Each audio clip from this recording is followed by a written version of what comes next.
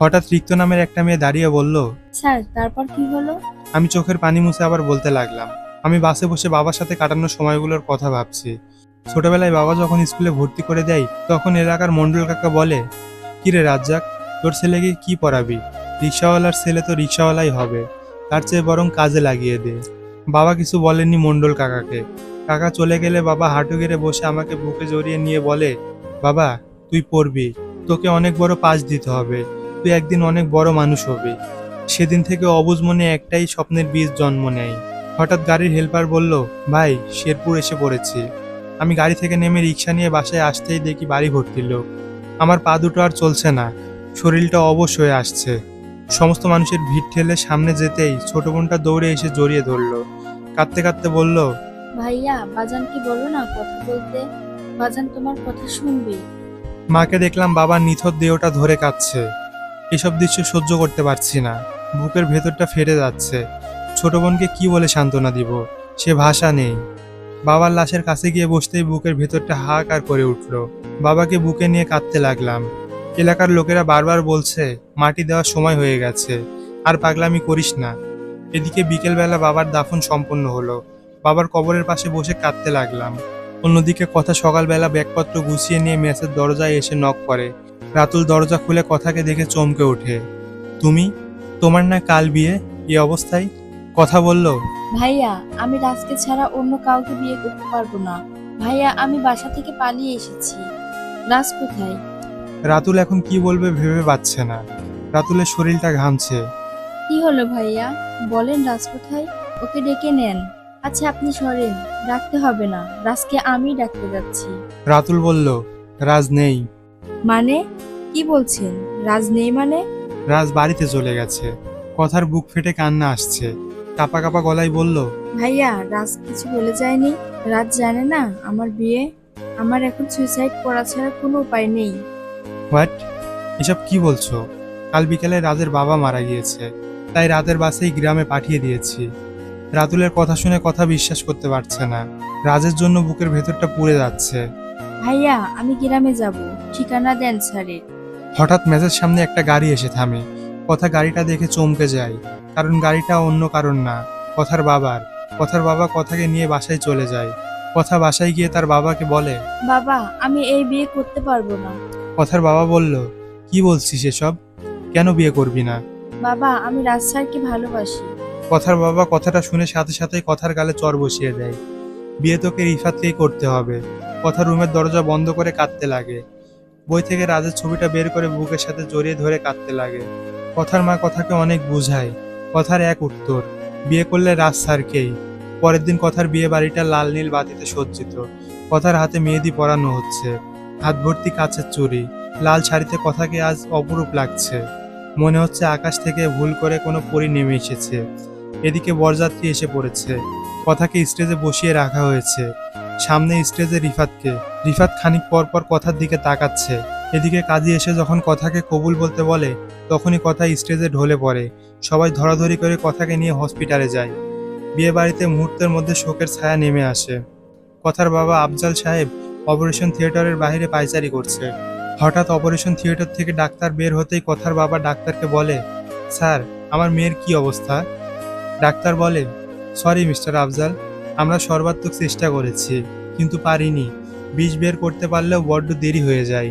আফজাল সাহেব মূর্তির মতো হয়ে যায়। একমাত্র মেয়েকে এভাবে হারাবে সে বুঝতেই পারেনি। সপ্তাহখানেক পর শহরে আসি। মেসে ঢুকতেই দেখি রাতুল বিষণ্ণ মনে বসে আছে। কিরে রাতুল, এভাবে বসে আছিস কেন? আর কথার বিয়ের দাওয়াতে গিয়েছিলি? রাতুল কিছু না বলে ঠাস করে আমার গালে চর বসিয়ে দেয়। আমি রাতুলের ব্যবহারে অবাক হয়ে যাই। রাতুল বলল, দোস্ত কথা তোকে সত্যিই ভালোবাসতো রে। রাতুলের কথা শুনে বুকের ভেতরটা স্যাঁত করে ওঠে। কাঁপা কাঁপা গলায় বলি, দোস্ত কথা ঠিক আছে তো? রাতুল কিছু না বলেই বলল, দোস্ত কথাদের বাসায় যা তুই, আঙ্কেল যেতে বলেছে। মনে মনে ভাবলাম, যাক বাবা, কথার বিয়েটা তো হয়েছে, এতেই অনেক। মেয়েটা আমার কাছে কষ্ট ছাড়া আর কিছুই পেত না। এসব ভাবতে ভাবতে একটা রিক্সা নিয়ে কথাদের বাসায় গিয়ে আঙ্কেলকে বলি, আঙ্কেল ডেকেছিলেন আমায়? সরি আঙ্কেল, বাবা মারা যাওয়ায় কথার বিয়েতে আসতে পারেনি। পরে সময় পেলে কথা শ্বশুর বাড়ি একদিন যাব। কথার বাবা বললেন, চলো আজকেই যাই। আমার মাটা খুব করে তোমায় দেখতে চেয়েছে। চলো আমার কলিজার টুকরা শ্বশুর বাড়ি। আঙ্কেল আমাকে তার গাড়িতে করে একটা কবরস্থানের নিকট নিয়ে থামালেন। আমি অনেকটা বিস্মিত হয়ে গেলাম। বুকের ভেতরটা কেন জানি চিনচিন করে ব্যথা করছে। কথার বাবা বলল, বাবা ওই যে দেখো নতুন ঘরটা, সেখানে আমার মা ঘুমিয়ে আছে। জানো বাবা, আমার মাটা তোমায় অনেক ভালোবাসতো, কিন্তু আজ আমার ভুলে কথা সুইসাইড করে। আমি আঙ্কেলকে কিছু না বলে নতুন কবরটার দিকে এগিয়ে যাচ্ছি। কথার মায়াভরা মুখটা বারবার চোখের সামনে ভেসে উঠছে। কবরের সামনে যেতেই কে যেন বলল, কি হলো, কাঁদছো কেন? একদম কাঁদবে না। চোখের পানি বাধা মানছে না। কথার স্মৃতিগুলো বারবার হৃদয়ে নাড়া দিচ্ছে। স্যার, আপনাকে না নীল শার্টে খুব সুন্দর লাগছে। পারছি না আর দাঁড়িয়ে থাকতে। হাঁটু গেড়ে বসে পড়লাম কথার কবরের সামনে। আমি এতটা হতভাগা, এতটা ভালোবাসা পাওয়ার পরেও ধরে রাখতে পারলাম না। শেষবারের মতো কথার মুখটাও যে দেখতে পারলাম না। কবরের পাশে বসে বসে কাঁদছি আর বলছি, কেন করলে এমন? এমনটা তো আমি চাইনি। আমি তো তোমার মুখে হাসি দেখতে চেয়েছিলাম। হঠাৎ কারো হাতের স্পর্শ পেলাম। চেয়েই দেখি আঙ্কেল। আঙ্কেল আমার হাতে একটা ডায়েরি তুলে দিয়ে বলল, এটা কথা তোমাকে দিতে বলেছে। রাতে ডায়েরিটা সাহস করে খুললাম। ডায়েরির প্রথম পাতায় আমার একটা ছবি দেখতে পেলাম। ছবির নিচে ছোট করে লেখা, ভালোবাসি তোমায়। পরের পাতা উল্টাতেই দেখতে পেলাম নীল কালিতে লেখা, আজ আমাকে পড়াতে নতুন স্যার এসেছে। দেখতে একদম গোমরা মুখ, হাসে না। কেন জানি স্যারকে সহ্য হয় না। প্রতিদিন এক শার্ট পরে আসে। স্যারের জন্য কলেজের ফ্রেন্ডরা আমার সাথে মজা করে। সব থেকে বিরক্তকর লাগে স্যারের টোস্ট খাওয়ার শব্দ শুনতে। ন্যাক, কিচ্ছু ভালো লাগে না। কয়েক পাতা উল্টাতেই চোখ পড়ল। নিজেকে আজ বড্ড অপরাধী মনে হচ্ছে। জুইয়ের কাছে স্যারের সম্পর্কে জানার পর মন চাচ্ছে মহৎ মানুষটার পা ধরে ক্ষমা চাই। এদিকে স্যারকে যতই দেখতে লাগলাম, ততই স্যারের বোকা বোকা চাহনির মাঝে হারিয়ে যেতে লাগলাম। আজ শাড়ি পরেছি, এই প্রথম শাড়ি পরলাম। চোখে কাজল দেওয়াটা বড্ড খারাপ লাগে, তবুও আজ দিয়েছি। কাজলে নাকি মেয়েদের সুন্দর লাগে, কিন্তু স্যার আমার দিকে খেয়াল করতো না। স্যার বুঝতো না আমার পাগলামিগুলো। স্যারকে নিজের অজান্তেই বড্ড বেশি ভালোবেসে ফেলি। একদিন স্যারকে সব বলে দেই, বাট স্যার আমাকে ফিরিয়ে দেয়। কিন্তু আমি স্যারকে ছাড়া কিছু ভাবতে পারছিলাম না।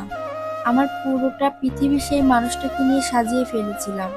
ভেবেছিলাম সেই মানুষটাকে বিয়ে করব, ছোট্ট একটা সংসার হবে, একটা মেয়ে হবে, তার নাম গোমরা মুখোটার নামের সাথে মিলিয়ে রাইসা রাখবো।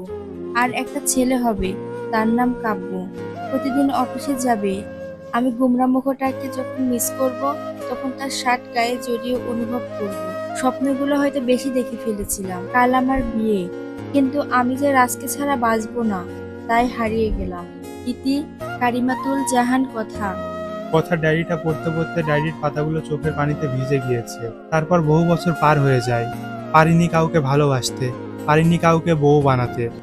আজ আমার জীবনের সব কিছু আছে, কিন্তু একটা অপ্রাপ্তি আমার জীবনের সকল প্রাপ্তিকে তার ছায়ে ঢেকে ফেলেছে।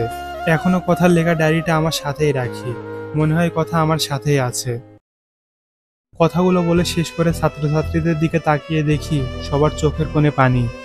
আর এভাবেই শেষ হয়ে যায় আমার জীবনের অপ্রাপ্তির অধ্যায়টা, যেটা আমার জীবনে পূর্ণতা এনে দিতে চেয়েছিল, কিন্তু আমি সেটাকে অর্জন করতে পারিনি।